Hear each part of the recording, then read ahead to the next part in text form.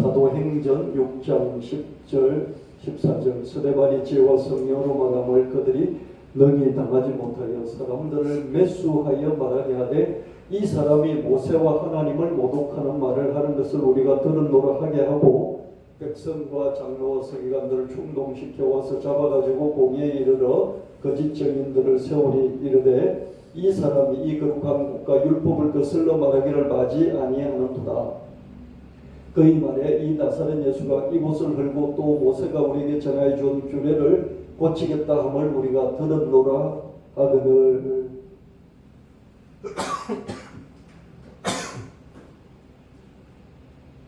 오늘은 서대반이 순교한 서대반의 순교를 다룬 사도행전 6장 7장 말씀을 가지고 하나님의 은혜, 하나님의 메시지, 하나님이 우리에게 주시는 교훈을 나누도록 하겠습니다. 서대반이 지혜와 성령이 충만하여 예수 복음을 강력하게 전파를 합니다. 그랬더니 유대교 사람들이 사람을 매수하여, 그죠? 사람들을 매수하여 돈 주고 사서 이 서대반이 신성모독죄를 지었다. 그렇게 고발을 하게 하는 것이죠.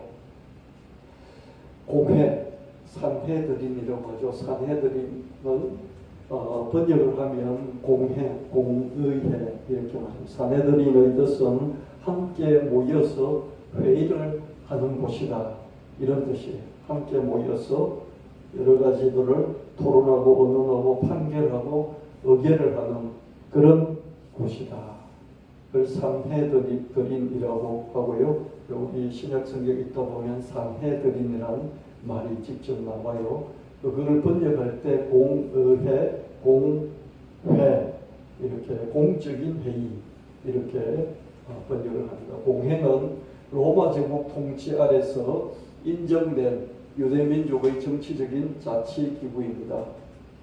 로마 제국이 많은 식민지를 건너렸잖아요. 그 식민지 중에 하나가 유대 지역이죠. 유대민족이죠. 유대민족을 잘 다스리기 위해서 종교도 이렇게 자체적으로 믿을 수 있도록 그렇게 하고 또 민족이 자체적으로 자기들끼리 판결을 할 수 있도록 그렇게 허용을 해줬습니다. 제사장, 그다음에 율법학자, 원로, 율법학자라고도 하고요. 또 서기관이라고 번역되어 있기도 합니다. 제사장, 율법학자, 원로, 장로들로 구성이 된 정치적인 자치기구이고요. 그 해의 대제사장이 의장이 되어서 공회를 운영하고 있습니다. 공회는 산업적인 분쟁, 종교적인 분쟁 여기에 대해서 판결을 하고 있어요. 특별히 율법을 어겼느냐, 어기지 않았느냐 이것을 심판하는 그런 일을 합니다. 사형까지 의결을 할 수 있어요. 율법을 어겨서 신성모독을 했기 때문에 사형에 처한다. 의결은 할 수 있지만 재판을 할 수 있지만 실제로 사형을 집행하는 것은 로마 제국이 직접 할 수 있습니다. 그래서 예수님도 공회에서는 사형을 심판했지만 어떻습니까? 실제로 집행하는 것은 총독이 집행해야 되기 때문에 공회로 끌려갔다가 대제사장에게 끌려갔다가 그 대제사장이 의장이니까 끌려갔다가 또 어떻습니까? 또 빌라도 총독에게로 갔다가 계속 이렇게 핑퐁 게임을 하잖아요. 그렇죠? 그게 이런 이유예요. 이런 의결권과 집행권이 나눠져 있기 때문입니다. 신약 성경에 따르면 이 공회가 그죠? 예수님의 재판, 스데반의 이 심판, 그 다음에 사도들을 체포하고 신문하는 것, 바울의 재판 이것을 주도적으로 공회가 한 것을 볼 수 있습니다. 예나 지금이나 권력자들은 사람을 누구를 죽이려고 마음먹으면 뭐든 엮어서 죽일 수가 있습니다. 요즘 같은 민주주의 사회에서도 그죠? 쟤 이렇게 죽여야 되겠다. 그러면 뭐든지 국세청이라든지 또 검찰이라든지 또 이런 감사원이라든지 여러 가지 경찰이라든지 사정기관들을 동원해가지고 사람을 얼마든지 잡아 족칠 수가 있죠. 그죠? 스데반이 예수님에 관한 복음을 너무나도 훌륭하게 전하자 종교 기득권자들은 감당할 수가 없을 지경이죠. 그죠? 새로운 뭔가가 나타나가지고 세력을 뻗쳐나가면 기존의 그 세력들이 위축되기 때문에 그죠? 가만히 둘 수가 없습니다. 저들 입장에서 볼 때 예수님을 추종하는 예수 추종하는 무리들은 유대교의 근간을 무너뜨리는 신흥 이단 종파였겠죠. 그죠? 자기들이 정통이고 이단 종파가 예수 종파가 나타났는데 이것들 가만히 뒀다가 어떻습니까?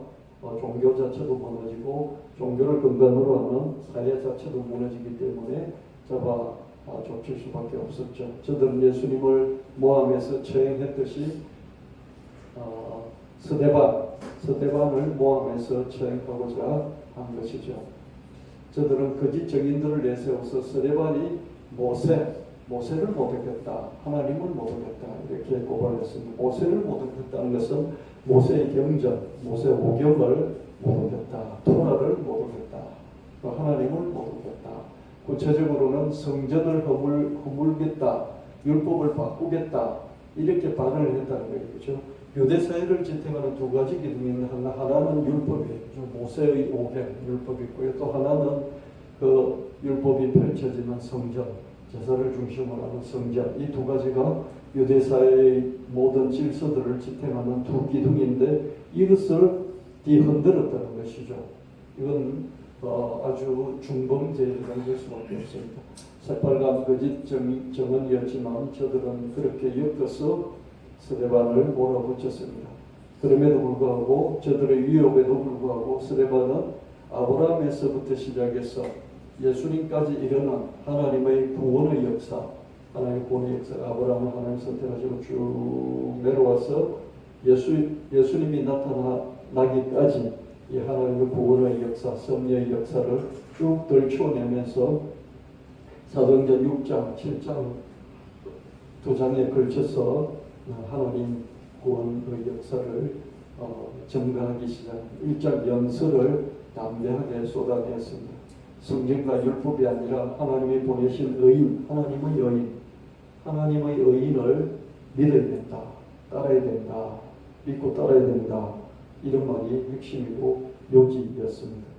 이 말을 쭉 풀어서 자기를 죽이려고 하는 그 사람들, 고발한 사람들 앞에 1장 연설, 설교를 한 것이죠.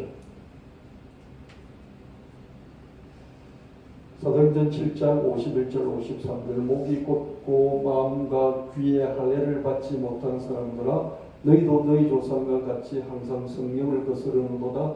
너희 조상들이 선지자들 중의 누구를 박해하지 아니하였느냐. 의인이 오시리라. 예고한 자들을 그들이 죽였고 이제 너희는 그 의인을 잡아 죽은 자요 살인한 자가 되나니 너희는 천사가 전한 율법을 받고도 지키지 아니하였도다 하니라.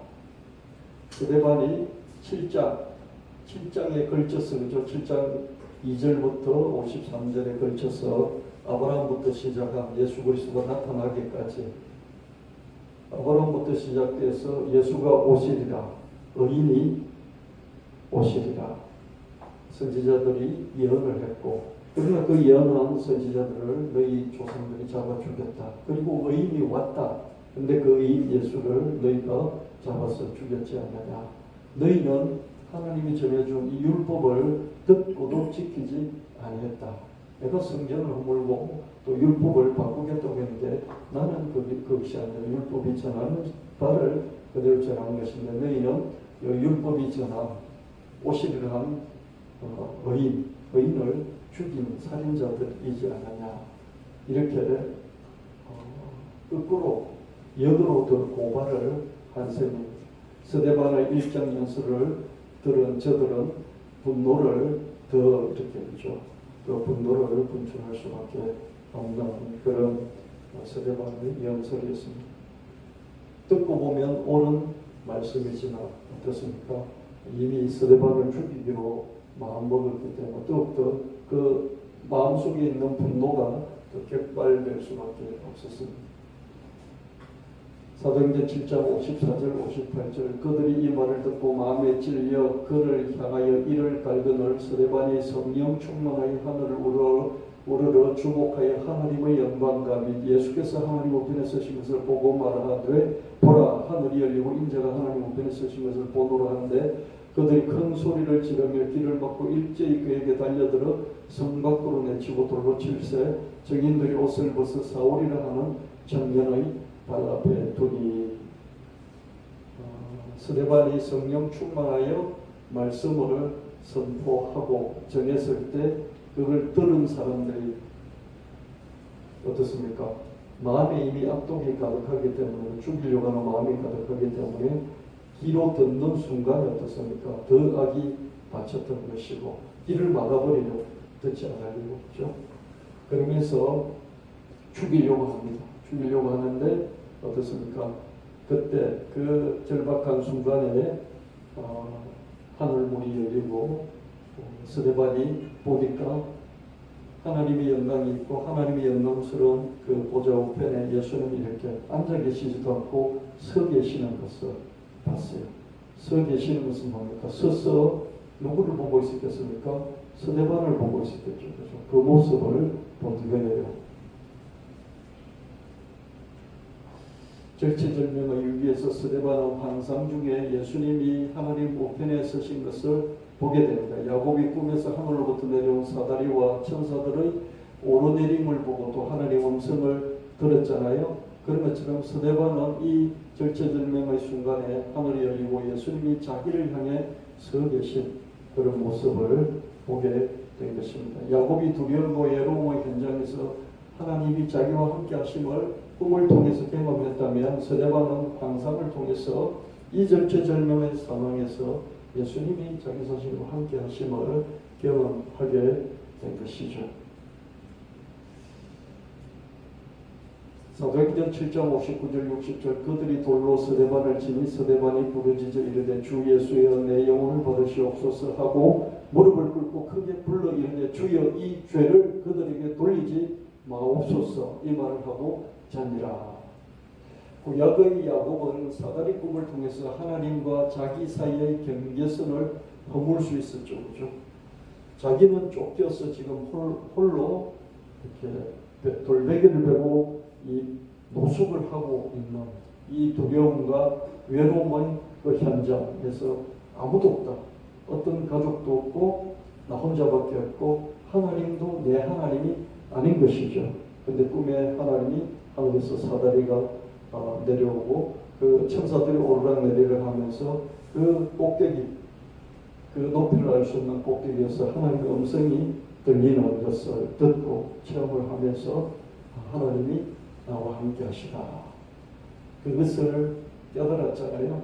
그래서 하나님과 야곱 사이의 경계선 하나님이 나와 함께 하지 않고 경계가 꺼여져 있죠. 그죠? 경계가 꺼여져 있어서 저쪽이 된 거죠. 우리나라가 어떻습니까? 휴전선이라는 경계를 통해서 양쪽으로 남북으로 나누어져 있지 않습니까? 그렇죠? 똑같은 한반도이지만 똑같은 대한민국 우리나라 조선 땅이지만 어떻습니까? 북쪽하고 남쪽은 완전히 삶이 다르잖아요. 그 구별이 뭡니까? 휴전선이라는 경계선이잖아요. 국경이지 않습니까? 우리는 늘 이 경계선을 가지고 살아갑니다. 나와 아내, 부부 사이에도 어떻습니까? 남편과 아내 사이에도 경계선이 이어져 있고요. 부모 자식 간에도 그렇죠. 그리고 목사와 성도들 사이에도 성도끼리도 그리고 직장에서도 같이 일하면서도 이렇게 경계가 꺼여져 있어요. 그래서 늘 어떻습니까? 나는 두려움을 느끼는 거죠. 갈라져 있으니까. 그렇죠? 경계라는 것은 뭐예요? 갈라놓는 것이죠. 함께가 아니잖아요. 그래서 이 선을 없애야 됩니다. 부부 사이에도 이 선을 없애야 되고요. 부모 자식 간에 그리고 성도들 사이에도 직장에서도 이 경계선이 없어야 되죠. 그죠? 너무 없으면 어떻습니까? 침해를 많이 당하겠지만 또 경계선이 너무 많으면 어떻습니까? 늘 자기 혼자 외톨이죠. 그죠? 외톨이여서 자기를 적극적으로 보호를 해야 되고요. 그리고 다른 사람을 적극적으로 공격을 해야 살아갈 수가 있습니다. 야곱은 하나님과 자기 사이에 선이 꺼여져 있어서 하나님은 하나님이고 나는 나고 그런 삶을 살았는데 그 꿈을 통해서 하나님과 나 사이에 아무런 경계선이 없고 똑같이 하나로 같이 있구나 그것을 느꼈죠. 서대반도 어떻습니까? 이 정체절명의 순간에 성령 충만해서 하나님 함께 하심을 알았지만 주님의 함께 하심을 알았지만 이 환상을 통해서 하늘로 올라가신 그 주님이 하늘 문이 열리고 서서 나를 바라보고 있는 그 환상을 통해서 하나님 바로 나와 함께 계시구나. 어떤 경계선도 어떤 경계도 허물어지는 것을 그 순간에 체험할 수가 있었습니다.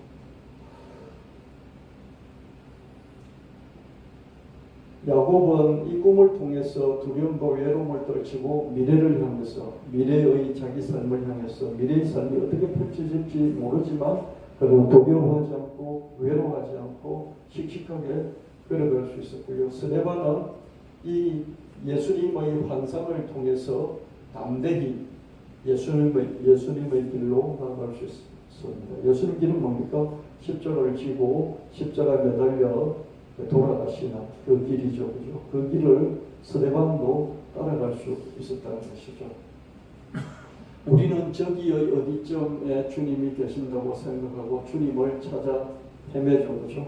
기도원에도 가고 또 그 교회 다른 교회 어떤 성령 집회, 은사 집회, 치유 집회 이런 데도 가고 그러잖아요. 그죠?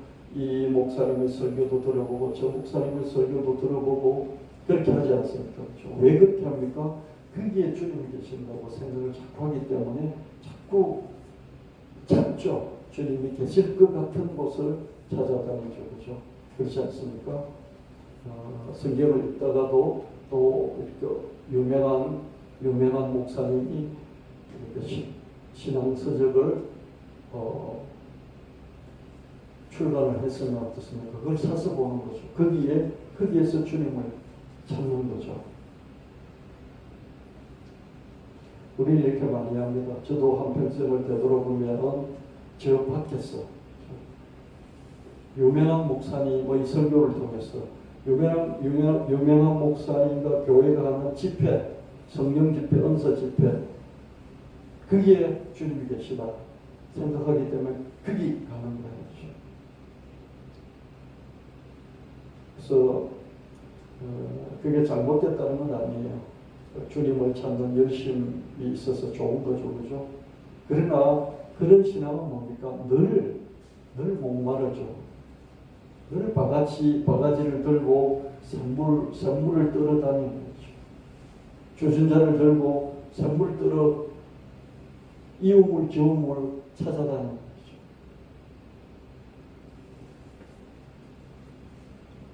그러나 주님은 두려움과 외로움에 휩싸인 여기에서 우리와 함께 하십니다. 우리는 우리 스스로 주님과 우리 사이에 쳐놓은 경계선을 허물어야 되죠. 경계선은 뭡니까? 그 교회에는 주님이 계실 것 같고 그래서 경계를 이렇게 쳐놓은 거죠. 그렇죠? 여기는 없는 거죠. 거기에 있는 거죠. 선을 끊어놓은 거죠. 끊어놓고 여기는 없는 거죠. 거기에 있는 거죠. 치유 집회, 송기철 장로님인가요? 그분 치유 집회 많이 하잖아요.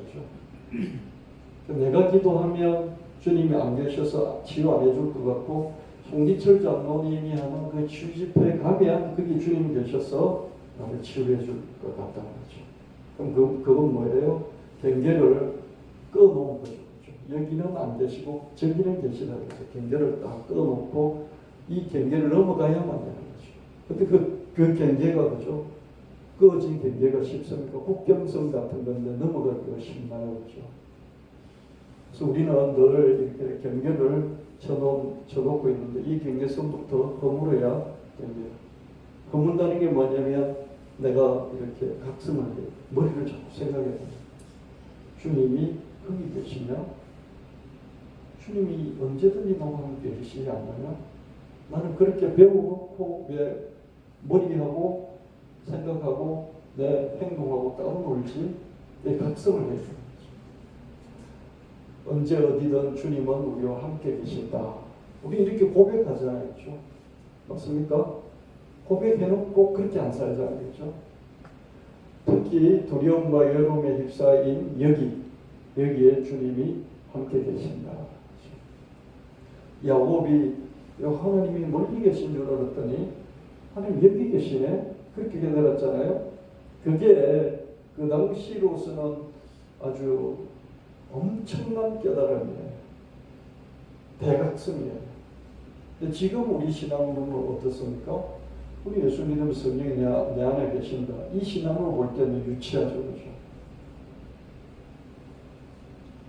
그래서 우리는 야곱의 그 신앙보다도 야곱은 그 당대의 다른 사람들보다 훨씬 더 앞서간 사람이에요. 그죠? 여기에 하나님 계시네. 여기가 하나님 집이잖아. 여기가 황무지 내가 노숙한 그런 아무 의미 없는 장소인 줄 알았는데 여기가 하나님 집이네. 그래서 이름을 베델이라고 이름을 지었어요. 그죠? 엄청난 발전이잖아요. 근데 지금의 신앙으로 보면 어떻습니까? 그건 아무것도 아니죠. 그렇죠? 내가 성전이고 내가 가는 곳이 하나님이 가시는 곳이다. 내 안에 계신 성령, 내가 성전이기 때문에 내가 어디 있든지 언제 어디 쓰든지 내가 성전이야 하는 이 믿음으로 우리가 그 발전이 됐잖아요. 그렇죠? 이게 신약의 성도잖아요. 그렇죠? 근데 이렇게 믿으면서도 야곱의 그 신앙이 부러운 거죠. 나도 꿈을 꾸고 사다리가 한번 하늘에서 내려왔으면 좋겠다. 그렇게 생각하면서 믿잖아요. 그렇죠? 우리는 경계를 이렇게 늘 끊어놓는 거죠.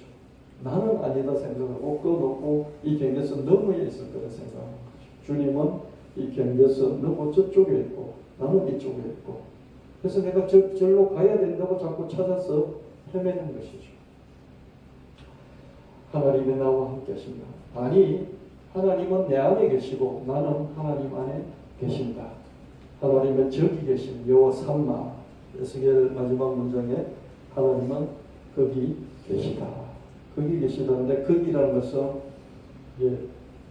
그게 간접 합법으로 바꾼 거잖아요. 직접 합법으로 하면 어떻습니까? 하나님이 여기 있어. 이 말을 다른 사람이 전할 때는 하나님이 거기 있어 라고 전하잖아요. 하나님 여기 있다. 여기 있다보다도 더 발전한 게 뭐예요? 임마누엘이죠. 그죠? 하나님이 나와 항상 함께 계시다. 임마누엘보다 더 발전한 게 뭐예요? 성령이 내 안에 계셔서 내가 성령의 성전, 내가 하나님의 성전이다. 그래서 내가 하나님 성전이고 또 예수님 믿는 다른 사람도 하나님 성전이고 그래서 모일 때 뭐 하기 위해서 모입니까? 기도하기 위해서, 찬양하기 위해서, 예배하기 위해서 모임, 그 사람들의 모임, 예수 믿는 사람들의 모임이 성전이고 또 내가 성전이고 그거 외에는 어떤 것도 성전이 아닌 시대를 살아가고 있죠. 그죠? 아멘?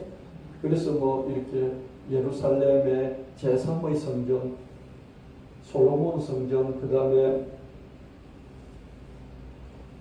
다시 지었던 성전, 제2성전, 스룹바벨 성전, 그리고 다시 세 번째 성전을 지어야 된다. 이런 말에 절대로 해놓되면 안 된다고요. 왜 해놓게 됩니까? 내가 성령의 성전이고 나와 함께 모인 다른 사람과 함께 모여서 예배드리는 그 모임이 성전이라는 이걸 알면서도 이 알물 그죠? 제대로 알지 못하고 깊이 알지 못하고 붙잡지 못하고 대충 알고 그걸 안 믿는 거죠. 그걸 안 믿으니까 뭡니까? 다시 예루살렘에 제3의 성전을 지어야 된다. 이전에 솔로몬이 지었던 그런 성전처럼 새로 성전을 지어야 돼. 그래야 예수님 오실 거야. 이런 말에 해독이 돼서 넘어가 버려요. 그래서 거기에도 돈 보내는 거예요. 또 그 사람들이 집회하면 그런 사람들 데려다가 강사로 이렇게 강사비 주고 또 강의 듣고 설교 듣고 그리고 거기다가 헌금 보내고 또 기도 막 하자 그러니까 기도하고 그런단 말이죠. 저는 그게 낭비이고요. 시간 낭비이고 또 헌금 낭비이고 그리고 그런 쪽의 목사나 선교사들이 성도들을 착취하는 것을 이런 것들이 자꾸 없어질 거예요. 자꾸 없어질. 왜 그렇습니까? 똑똑해지니까. 그리고 많이 줄어들어요. 사람들이 줄어들면서 교회가 자꾸 사라져가요. 그런 거 해가지고 옛날에 통하던 게 지금 통할 수가 없게 돼가고 있어요. 바뀔 수밖에 없어요. 제가 찾아보니까 제가 경남 고성군 개천면 개천국민학교 출신이에요.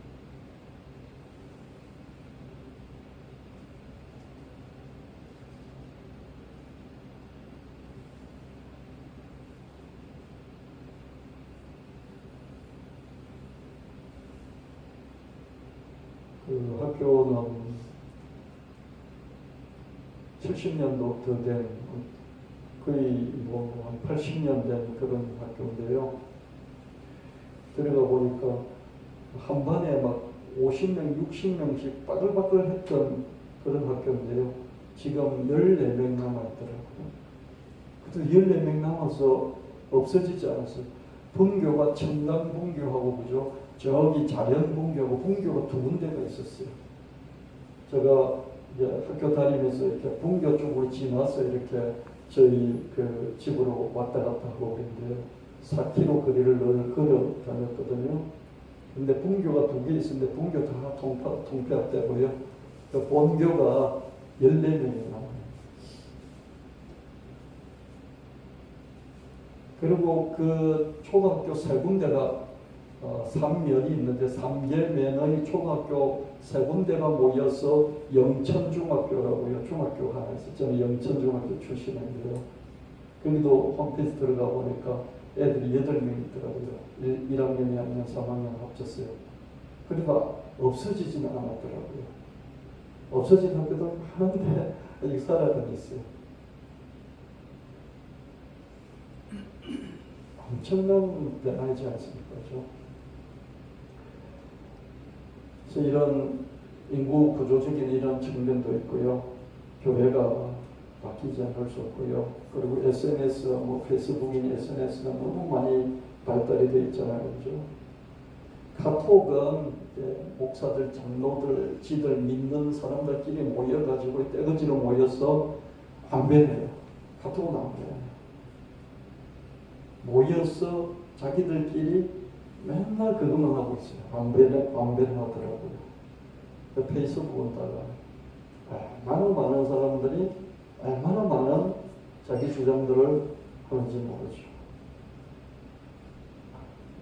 그래서 이전에 통하던 것들이 통할 수가 없는 그런 시대를 살아가고 있습니다. 제가 이 말을 장하게 드린 것은요, 이런 거예요. 성전은 없는 거예요, 확실히요. 아멘. 성전 없어요.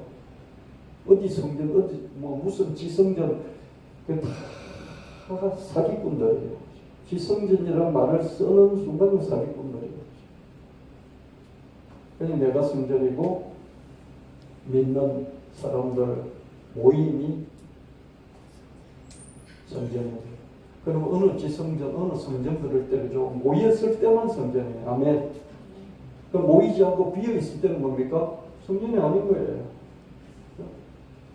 그런데 그런 성전을 또 짓겠다는 거예요. 예루살렘에. 그 얼마나 국세무민하고 성도들을 속여가지고 돈, 시간, 에너지를 거기다가 끌어모아서 가는 거예요. 도둑놈들이, 사기꾼들이. 근데 그런 걸 벌리는 사람들은 훌륭한 목사고 훌륭한 선교사들인 거죠. 그렇게 인정받고 있다.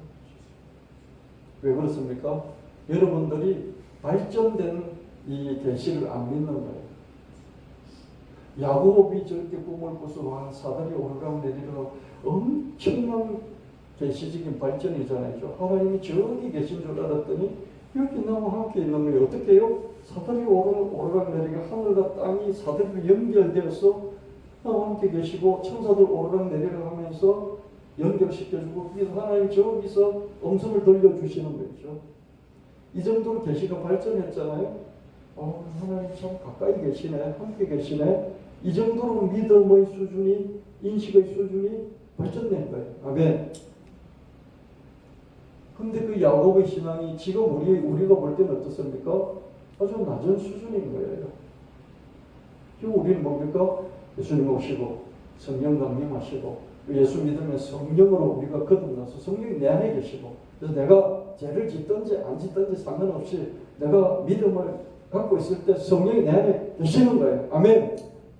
계시는데 못 느끼는 거예요. 왜 못 느낍니까? 느낄 만큼 나하고 성령의 관계가 안 되니까 못 느끼지만은 계신 거죠. 제가 이게 심장이 뛰고 있나 손을 넣어서 만져보면 잘 못 느끼겠어요. 나이가 들수록 내 심장이 뛰는지를 잘 모르겠어요. 손을 대도 뛰는 걸 못 느껴요.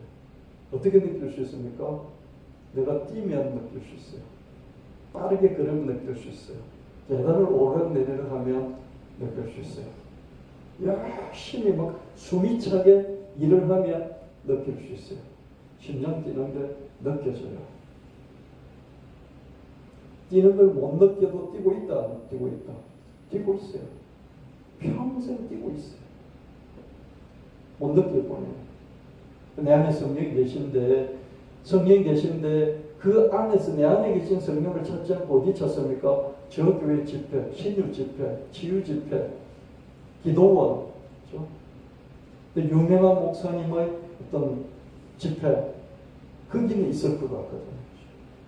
저도 많이 찾아다녔어요. 조영기 목사님 집회도 많이 갔고요. 집회 참 많이 다녔어요. 그것도 모자라니까 어느 책, 성령의 은사, 성령의 능력을 다루는 그런 책들 속에서 주님을 만날 거라고 많이 찾았죠. 그건 뭡니까? 거기서 찾는 거죠. 여기가 아니고 거기에 가서 찾는 거죠. 책 안에서 찾으려고 하는 거죠. 내 안에 이미 성령이 예수님 믿고 거듭나서 계신데 거기 찾으려고 하지 않는 거죠. 기도를 해도 내 안에 계신 성령을 향하여 주님을 향하여 기도하지 않고 어떻습니까? 경계선 접고 저기 천당에 계신 주님을 향해서 기도하는 거예요. 그래서 우리가 이미 이 단계까지 왔는데, 그죠? 우리는 어떻습니까? 내가 예수님 믿음으로써 거룩한 제사장이요, 왕 같은 제사장이라고 성경 분명히 말씀해 주는데 머리로 한번 들어서 그렇다고 하면서도 어떻습니까? 안 믿는 거죠, 그죠? 강하게 믿고 그대로 안 사는 거죠. 이 산도 아니고 저 산도 아니고 너희가 하나님께 예배할 때가 있는데 신령과 영과 진리로 예배할 것이다. 영과 진리로 예배한다는 겁니까? 하나님 말씀을 따라서 내 안에 계신 성령의 인도함을 따라서 예배를 드리는 그 예배인데 그렇게 예배하는 때가 이미 왔다는 것을 듣고 믿었는데 그 믿음대로는 붙잡고 안 믿는 거죠. 우리가 그럴 때가 참 많이 있습니다. 그래서 제가 야고보의 말씀을 드린 것도 스데반의 말씀을 드린 것도 어떻습니까? 스데반이 성령 충만했지만 어떻습니까? 예수님은 저기 계시도 믿었잖아요. 예수님 부활하여 성천에 저기 계시도 믿었잖아요. 그런데 그 절체절명의 순간에 스데반이 발견한 건 뭡니까? 깨달은 건 뭡니까? 하늘문이 열리면서 내 앞에 주님이 계신 거죠. 내 앞에 주님이 떡 서서 나를 이렇게 보고 계시는 거죠. 내가 혼자인 줄 알았는데 내가 두려움에 떨어서 혼자인 줄 알고 그렇게 지금 그 순간에 처해서 절체절명의 순간에 있는데 어떻습니까? 예수님이 떡 나타나셔서 너를 바라보고 계시게 이렇게. 야고보의 경험도 그런 것이고 스데반의 경험도 그런 것입니다. 그래서 여러분 우리가 야곱처럼 경험을 못할지라도 꿈을 못 꿀지라도 스데반처럼 환상을 보지 못할지라도 어떻습니까? 우리가 강한 믿음을 스스로 계속해서 가져가면서 자기를 가스라이팅하고 자기를 쇠뇌를 시켜요. 자기를 가스라이팅하고 쇠뇌를 시키는 거예요. 내가 주님의 성제 주님 내 안에 계셔. 성경으로 계셔. 그걸 자기를 자꾸 쇠뇌시키고 또 가스라이팅을 하고 그러고 나한테 그걸 믿는 거예요. 그래서 두려움을 극복해 나가고 또 외로움을 극복해 나가고 마음의 평강이 임할 때까지 그렇게 되는 것이죠. 기도한다는 게 뭐예요? 바깥에서 찾다가 자기 안에서 발견하는, 결국엔 자기 안에서 발견하는 이게 기도입니다. 여러분 어디를 가든지 뭘 하든지 집회를 가든지 기도를 가든지 교회 예배를 드리든지 혼자 있든지 어디든지 하나님은 지금 나와 함께 계시다. 아니 하나님은 내 안에 계시고 내가 하나님 안에 있다. 이걸 그죠? 이걸 자기가 자기를 세뇌하듯이 계속해서 자기에게 주지시켜야 된다. 왜? 잊어버리고 다른 데서 찾아요. 늘 다른 데서 찾으려고 하는 게 우리이기 때문에 그죠? 자기 안에서 하나님을 찾으려고 하는 이 노력들을 우리 계속 할 수 있어야 되겠다. 그래서 그렇게 될 때 여호와 삼가가 되고 임마누엘이 되고 베델이 되고 여러분이 성전이 되는 줄 믿습니다. 이 신앙을 계속해서 평생 가져가게 되시기를 바랍니다. 여러분 죽을 때 어떡합니까? 죽을 때 그때도 유명한 목사 찾을 겁니까? 그때도 유명한 집회 이렇게 찾을 겁니까? 아니잖아요. 근데 그냥 내가 성령 하나님과 함께 주님을 내 안에서 발견하고 찾는 수밖에 없지 않습니까? 그 훈련을 지금부터 계속해서 내 생명이 끝날 때까지 해나가자는 것이죠. 그럴 때 우리는 스데반처럼 그죠? 담대하게 죽음의 길인데도 그 길을 갈 수가 있는 거예요. 담력을, 신앙의 담력을 갖게 되는 것이죠. 주님이 나와 함께 계시니까. 야곱처럼 두려움 이길 수 없을지라도, 외로움 이길 수 없을지라도 담대하게 뚜벅뚜벅 미래를 향해서 뭐가 있을지라도 미래를 향해서 걸어갈 수가 있게 되는 것이죠. 걸어갈 때 그 걸어가는 그 길 속에서 주님을 만나고 또 걸어가서 거기 도착했을 때 거기 계신 주님을 또 만날 수가 있는 것입니다. 그러겠습니다. 주님 고맙습니다. 야곱의 신앙의 발전을 통해서 스데반의 신앙의 깨우침을 통해서 내 안에 계신 주님, 나와 함께 계신 주님을 다시 한번 확인하며 우리가 언제 어디서든 무엇을 하든지 하나님 함께 하시고 또 늘 동행하시고 늘 내가 이동하는 거기에 또 계시며 내 안에 계시고 또 내가 주님 안에 계시는 이 믿음, 이 신앙으로 어떤 삶이든지 살아가는 우리가 되게 하여 주시옵소서. 이 믿음을 놓치지 않고 끝까지 붙잡고 가는 우리가 되게 하옵소서. 예수님 이름으로 간절히 기도합니다. 아멘.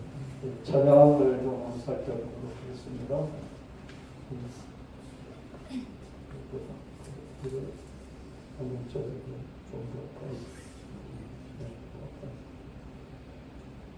다음 거 이동시켜 주시고 담대히 나아갈 수 있어. 형 에서의 살해 위협을 피해 멀리 도망친 야곱 돌베개를 베고 노숙하는 게 얼마나 두려웠을까. 홀로 외로움 속에 자다가 신기한 꿈을 꾸었어. 하늘로부터 사다리가 내려와 있는 게 아닌가. 두려움과 외로움에 떠는 여기가 하나의 집이라는 것을 깨달았어. 이 깨달음 이후 야곱은 담대히 일에 매진할 수 있었어. 거짓 증인들의 거짓 증에 휘말린 스데반, 신성 모독죄로 몰려 돌팔매체행을 당할 판, 막다른 궁지에서 얼마나 두렵고 외로웠을까. 갑자기 하나님 우편에 서신 예수님이 보였어. 여기와 저기의 경계가 사라지는 순간이었지. 스데반은 담대히 주님의 길을 갈 수 있었어. 아무도 없다는 생각이 나를 두렵게 하고 나 혼자뿐이라는 생각이 나를 외롭게 하지. 두려움과 외로움은 나를 꽁꽁 얼어붙게 만들지. 그러나 주님과 나 사이 경계를 없애면 되는 거야. 바로 여기가 그럴 때 베델이 되고 주님이 계신 임마누엘이 되고 주님이 계신 성전이 되는 것이지. 이 믿음을 우리가 갖고 있으니 두려움과 외로움을 이길 수 있고, 이 믿음이 있으니 담대히 나아갈 수가 있어. 이 믿음이 있으니 두려움과 외로움을 이길 수 있고, 이 믿음이 있으니 담대히 나아갈 수 있어. 아멘. 우리 그 사도들의 삶을 보면 성도들하고 이 교제와 하나님 일을 왕성하게 함께 하다가 결국에는 혼자가 되잖아요. 그렇죠? 정말 혼자 되지 않습니까? 감옥에 갇히든지 순교를 당하든지 혼자가 되잖아요. 그럼에도 불구하고 어떻습니까? 사도 바울도 담대히 환난과 핍박이 기다리고 온다고 하지만은 계속 그 길을 나아갈 수 있었던 게 뭡니까? 하나님이, 주님이 지금 나와 함께 계신다는 그 믿음이 있기 때문에 두려움도 외로움도 극복하고 앞을 담대하게 나아갈 수 있었던 것이죠. 아멘. 하나님이 저기 있다 생각하면, 하나님이 김종춘 목사와 함께 있고 유명한 목사와 함께 있고 큰 교회에 있고 어떤 유명한 그런 성령 집회에 있다고 하는 생각은 어떻습니까? 내가 너무 초라해지고 더 두렵고 더 외롭잖아요. 그래서 깨달아야 된대요. 깨닫고 난 뒤에 그 깨달음을 계속 붙잡아야 돼요. 깨달음이 중요하고요. 깨닫고 난 뒤에 어떻습니까? 그걸 계속 깨달음을 붙잡고 그 깨달음을 살아가야 됩니다. 그래서 담대해질 수 있는 거예요. 여러분이 어떤 상태에 있을지라도, 우울할지라도, 그렇죠? 여러분이 믿음이 떨어져 있을지라도, 여러분이 상당히 이렇게 다른 사람들에게 따돌림을 당하는 중에 있을지라도, 여러분이 하나님 앞에 떳떳하게 살지 못하고 있을지라도 이 깨달음을 붙잡고 계속 붙잡고 이 깨달음대로 살아가려고 한다면 담대함을 가질 수 있다는 거예요.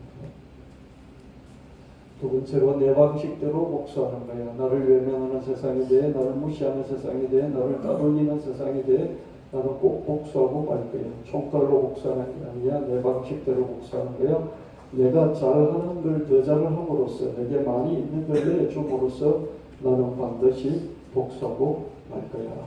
저도 그렇고 여러분도 세상에 복수하면 좋겠어요. 이미 세상으로부터 많은 걸 받은 사람은 복수하지 마시고요. 세상이 자꾸 너를 따돌리고 외면하는 것 같다 이 생각이 드는 사람들은 복수하세요. 어떻게 복수하냐면은 내가 잘하는 것을 더 잘했어. 나한테 많이 있는 것을 그것을 나눠줌으로써 세상에 복수하는 거죠. 내가 잘하는 걸 더 잘하도록 그래서 더 투자하고 더 집중해야지. 가장 잘하는 걸 내줌으로써 나는 꼭 복수하고 말 거야. 촉표로 복수하는 게 아니야. 내 방식대로 복수하는데 내가 잘하는 걸 더 잘하고 내게 많이 있는 걸 내줌으로써 나는 반드시 복수하고 말 거야. 눈밭을 녹이며 봉기를 여는 복수초처럼 나는 내 방식대로 세상에 복수하는 거야. 어떻게 복수한다고요? 잘하는 걸 더 잘해야 되고요. 나한테 많이 있는 걸 내주는 거죠. 그렇죠?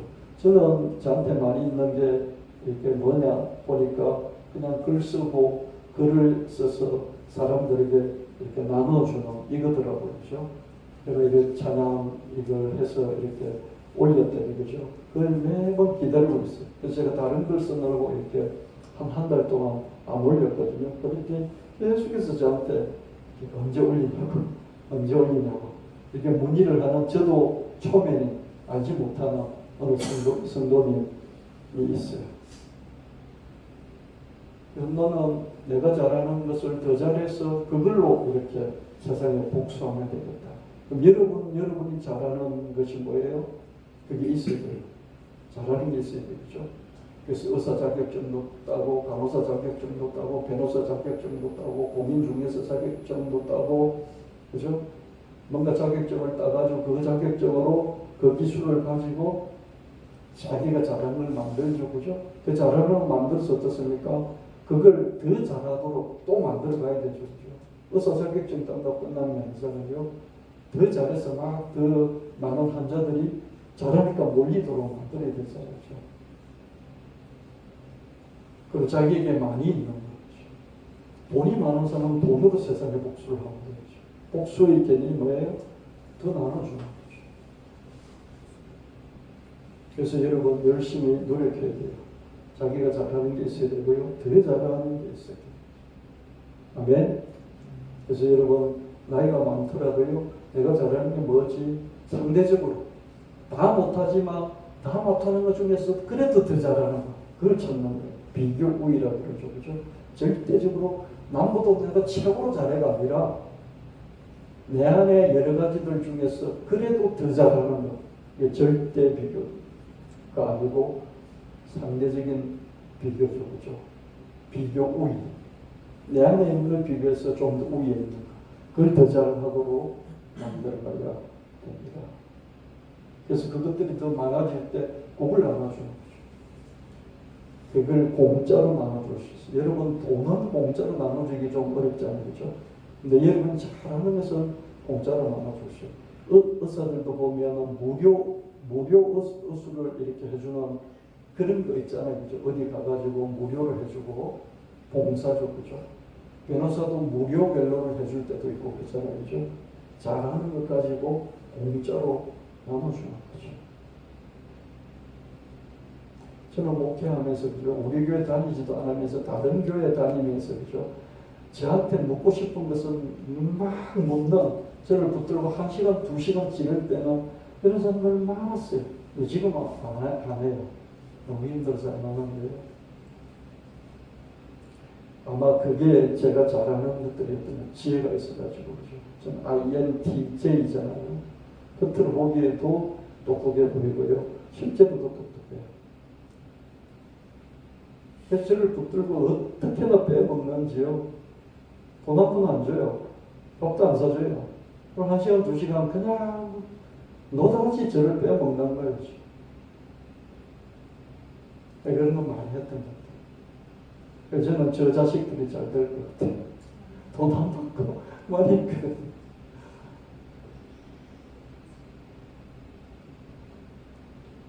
그래서 여러분 힘들 때 그죠? 잘하는 거 만들어 놓고 더 잘하는 거 만들어 놓고 그걸 주면서 그죠?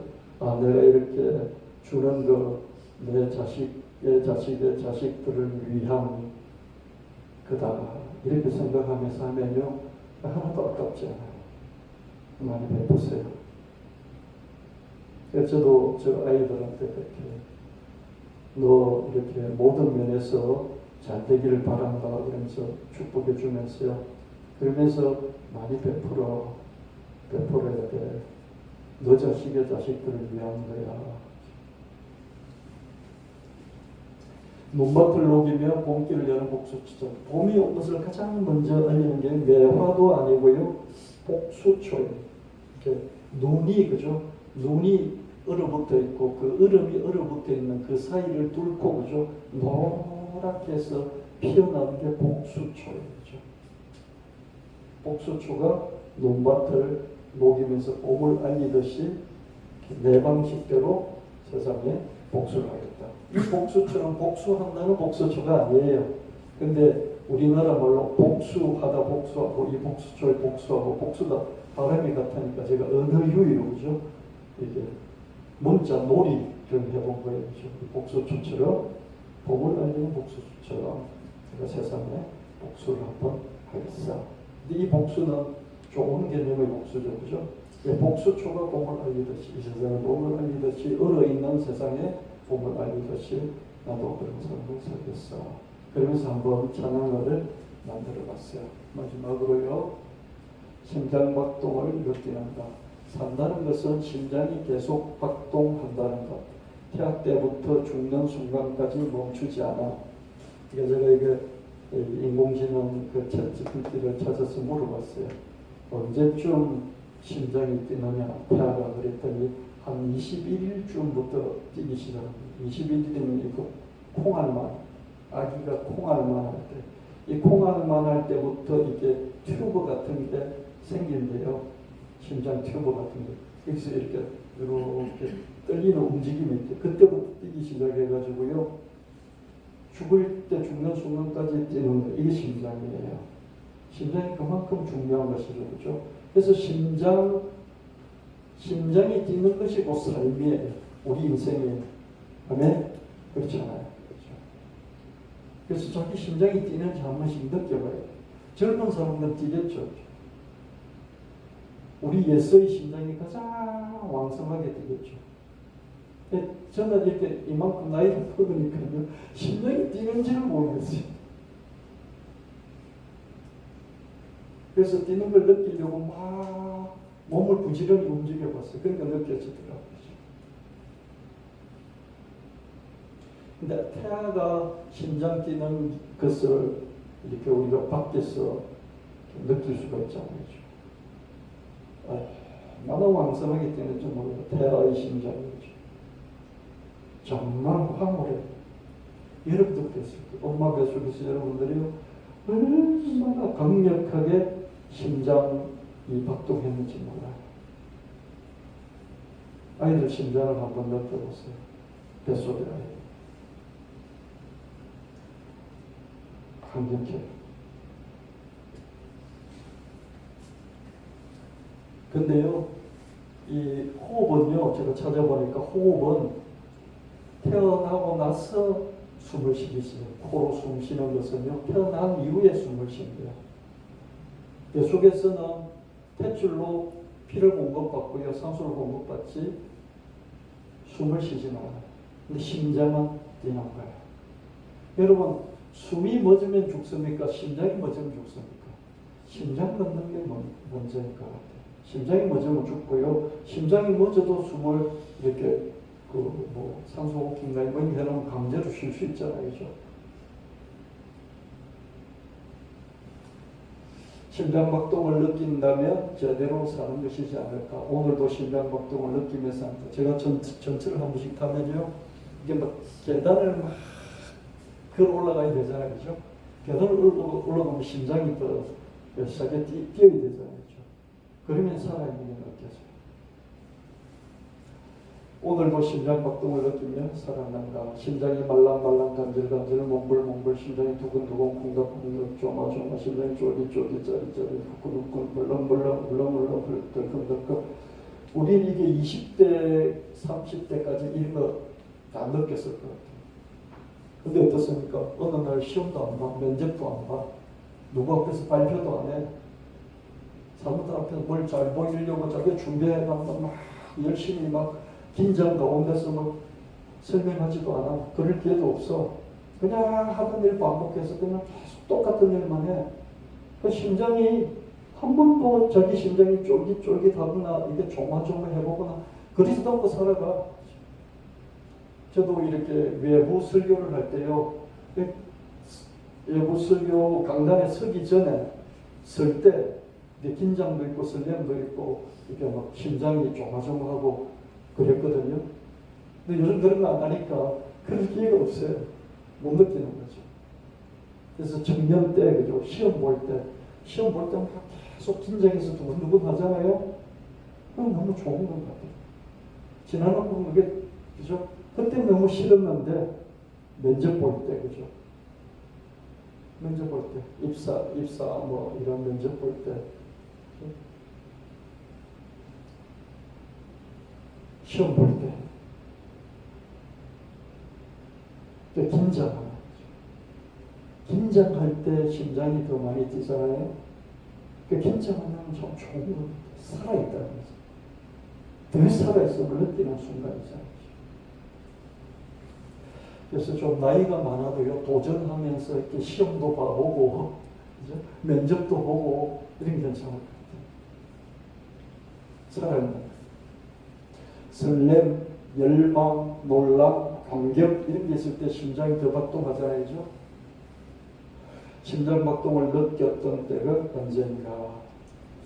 몸에서 축샘의 냄새가 난다고도 하고, 또 축샘의 습성이 남아있다고도 하지. 그래서 마음을 닫고 본성을 찾자고도 불교입니다. 불교. 그렇죠? 불교는 윤회를요, 한 번만, 두 번만 하는 게 아니라 10번도 하고요, 100번도 하고요, 1000번도 하고요, 10,000번도 하고요, 짐승이 됐다가 사람이 됐다가 뭐 귀신이 됐다가요, 이렇게 윤회를 계속해서 반복을 해요. 그 반복하는 윤회 중에 한 번은 소가 되고 개, 돼지가 되고 짐승이 되기도 해요. 그래서 자기가 돌을 닦으면서요, 자기 몸에서 이런 짐승 냄새가 나는 걸, 퇴치를 자기가 느껴요. 그리고 어떻습니까? 자기 안에 습성이, 이게 막 고랑이가 으르렁거리잖아요. 이런 게 탐진치, 그렇죠? 탐내고, 썩내고, 어리석고한 그런 게 자기 안에 이런 축생, 짐승의 그런 습성이 아직도 남아있는 걸 느껴요. 그 성녀들은요, 돌을 계속 10년, 20년, 30년, 50년 닦잖아요. 계속 돌을 닦아요. 10대 때 성녀가 되기도 하고요, 20대 때 성녀가 되거든요. 그래서 70, 80에 죽으면 50년, 60년 돌을 닦아요. 돌을 닦는 중에 전생에 자기가 소였다고 그렇게 고백하는 그런 성녀들이 있어요. 그런 성녀들은 자기 몸에서 이게 소 냄새를 맡고요, 자기 몸에서 소 같은 습관들을 자기가 느껴요. 그래서 자꾸 마음을 닦고 마음을 얼마나 닦는지 몰라요. 자기 안에 불성을 발견하려고 얼마나 돌을 닦는지. 그래서 내 안에 있는 본성, 내 안에 있는 불성을 찾아서 10년 동안 잠도 2~3시간밖에 안 자고요. 그 시간도 줄이고요. 그래서 이게 고성들은 자기 제자들을 이렇게 도닦게 만들어놓고 제대로 안 하고 잠자고 그러면 어떻습니까? 죽비 가지고 이제 어깨를 사정없이 내리치잖아요. 때리죠. 잠자는 마귀 쫓아낸다고. 그렇게 돌을 닦게 만드는 거죠. 그래서 본성을 찾아요. 진짜 되게 자기 안에 불성을 찾잖아요. 우리 같으면 마음이 청결한 자는 복이 있나니 저희가 하나님을 볼 것이요. 아멘. 사심이 없는, 탐진치가 없는 청결한 마음, 그걸 찾자는 것이죠. 그러니까 기독교도 자기 마음을 자꾸 거룩하게, 진실하게, 또 청결하게 그렇게 많이 주장하고, 또 그러려고 기도도 많이 하고, 성령께서 도와달라고 기도하고 그러죠. 자기 안에 그런 걸, 특별히 불교는 이렇게, 부처가 석가모니가 부처가 되기 전에 한 100만 년, 1000만 년, 1억 년 정도 전생을 거듭하고 자기 업을 닦고 보살처럼 살고 자기 등을 내어주고 등을 내서 사람들이 걸어가게 만들고 전생이죠. 그런 전생들을 수도 없이 거쳐서 윤회를 벗어서 부처가 됐다고 그렇게 불경에는 기록이 되어 있어요. 그냥 6년 동안 도를 닦아서 부처가 된 게 아니고요, 전생에 그죠, 수만 년, 수천만 년, 수백만 년의 시간이 있었다. 그렇게 닦아서 이런 걸 다 닦아서 부처가 됐다. 이게 불교예요. 기독교는 참 쉽죠, 그죠? 그러나 심장이 뛰고 피가 흐르는 것이 우리의 삶이다. 심장이 뛰고 피가 흐르니까 저는 이 심장이 뛰고 피가 흐르는 여기서 아름다움을 느꼈습니다. 냄새가 아니고 향기다. 이 심장이 뛰는 것 자체가 사람의 향기다. 그렇게 저는 느꼈어요. 여러분은 심장이 뛰는 그 순간이 향기로운 사람입니다. 심장박동을 느낀다면 제대로 사는 거, 오늘도 심장박동을 느끼며 살았는가, 설렘이 있는가, 열망이 있는가, 놀람이 있는가, 감격이 있는가, 그때 심장이 박동하는데 심장박동을 느꼈던 때가 언제인가? 설렘도 없고 열망도 없고 놀람도 없고 감격도 없고 사랑도 없죠. 오늘도 심장박동을 느끼며 살았는데 우리 심장박동을 느끼며 살았는가. 찬양 한번 들어보겠습니다.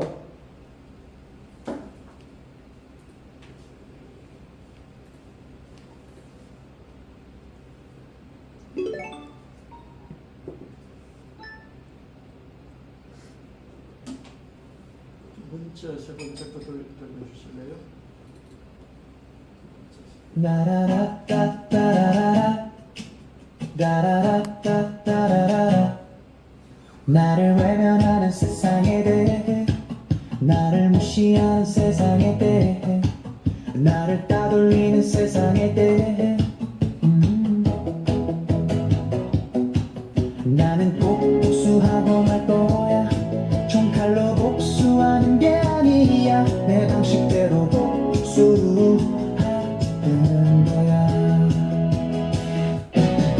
내가 잘하는 걸 더 잘함으로써, 내게 많이 있는 걸 내줌으로써, 나는 반드시 복수하고 말 거야.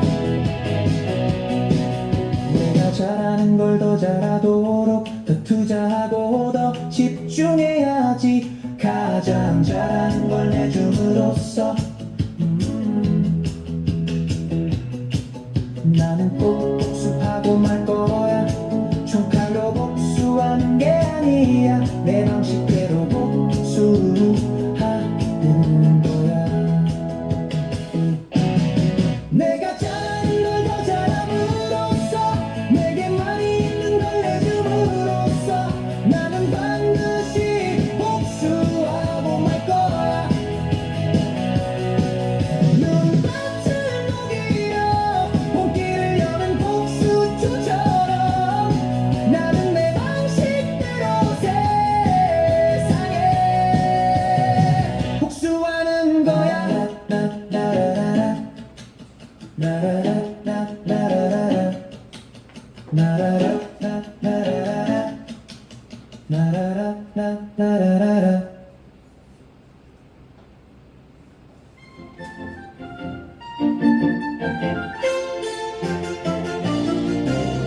산다는 것은 심장이 계속 박동한다는 것. 태아 때부터 죽는 순간까지 멈추지 않아. 심장 박동을 느낀다면 제대로 산다. 오늘도 심장 박동을 느끼며 사는가. 심장이 말랑말랑 간질간질 몽글몽글, 심장이 두근두근 콩닥콩닥 조마조마, 심장이 쫄깃쫄깃 짜릿짜릿 후끈후끈, 심장이 벌렁벌렁 울렁울렁 덜컹덜컹 설렘 열망 놀람 감격의 심장 박동을 느꼈던 때가 언젠가. 몸에서 축생의 냄새가 난다고도 하고, 또 축생의 습성이 남아있다고도 하지. 그래서 마음을 닫고 본성